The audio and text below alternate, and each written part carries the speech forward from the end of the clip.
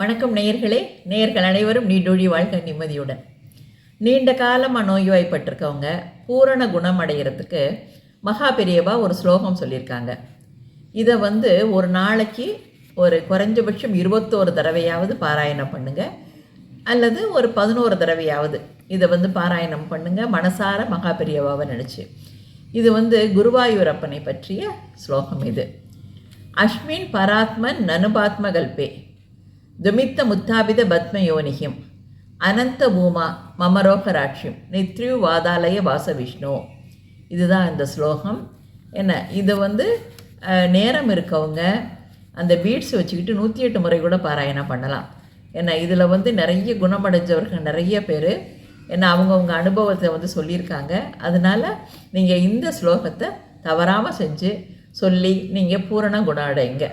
வாழ்த்துக்கள்.